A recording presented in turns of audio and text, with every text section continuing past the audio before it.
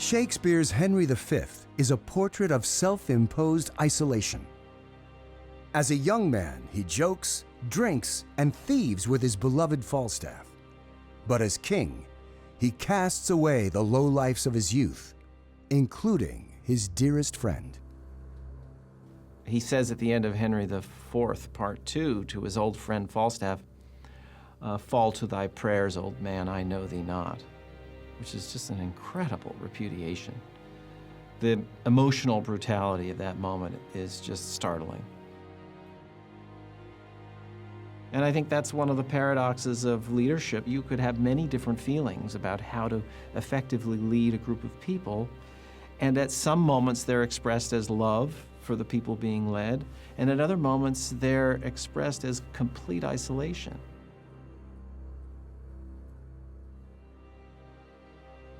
There's that beautiful scene where Henry is alone the night before the battle. It's the soliloquy upon the king, where he essentially talks about that, how lonely it is.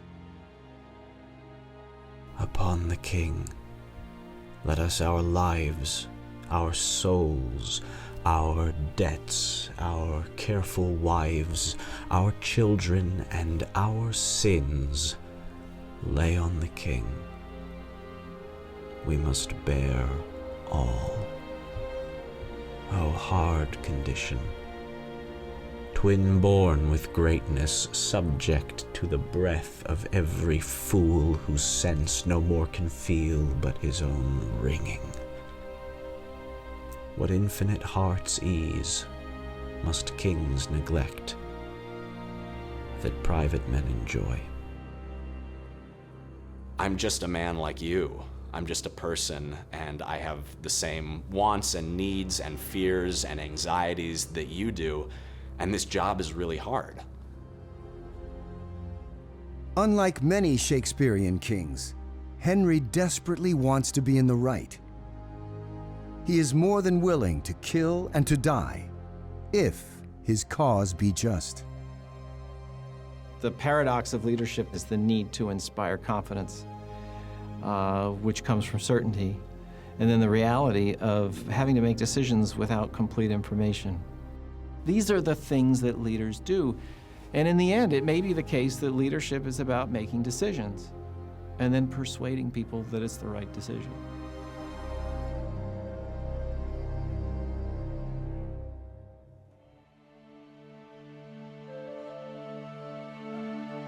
For millennia, human history is a blood-splattered canvas. One generation after another butchered at their ruler's whim. But Henry's words create a noble brotherhood of warriors and make facing enemy fire the ultimate honor. We are marked to die. We are enough to do our country loss. And if to live, the fewer men, the greater share of honor. God's will, I pray thee, wish not one man more. I do not believe that any of us would exchange places with any other people or any other generation. This generation of Americans has a rendezvous with destiny. He that shall see this day and live old age will yearly on the vigil feast his neighbors and say, tomorrow is Saint Crispian, then shall he strip his sleeve and show his scars.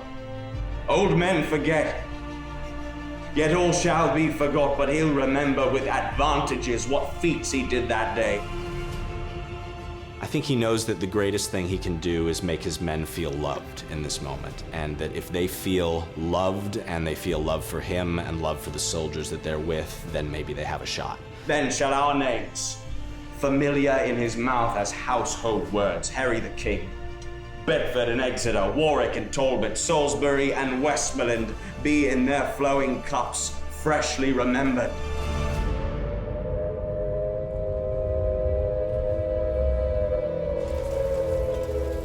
Winston Churchill summons the spirit of King Henry in the darkest days of World War II.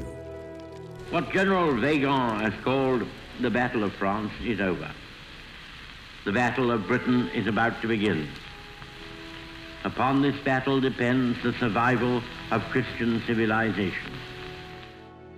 When you're about to do something that's very challenging and very fearful, one of the ways to get through it is not to look it straight in the eye as if it's coming at you, like those French forces coming at the soldiers in Agincourt. It's to think about what it will have looked like when it's done.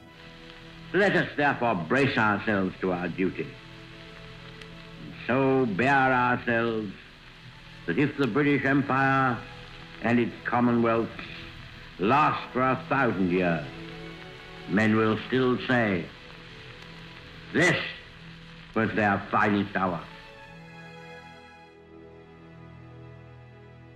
For more than 1,000 years, Westminster Abbey has honored England's greatest heroes. Leaders like Henry V, Winston Churchill, and the brotherhood they inspire still.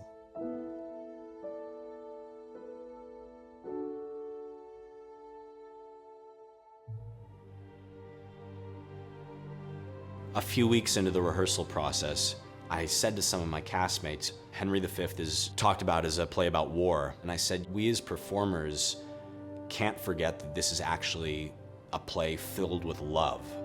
And that can be something easy to forget behind all the chainmail and broadswords. It's a love story about a king and his men, and about soldiers who go to war together. It's Henry saying, I know the odds are against us, and I know it doesn't look good, but I'm willing to die with you. And I love you, and I'm here with you.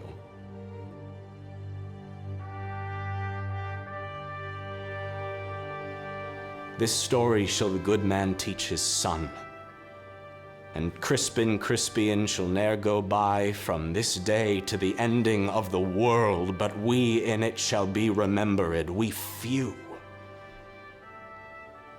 We happy few, we band of brothers. For he today who sheds his blood with me shall be my brother, be he ne'er so vile, this day shall gentle his condition. And gentlemen in England now abed shall think themselves accursed they were not here, and hold their manhoods cheap, whiles any speak that fought with us upon St. Crispin's day.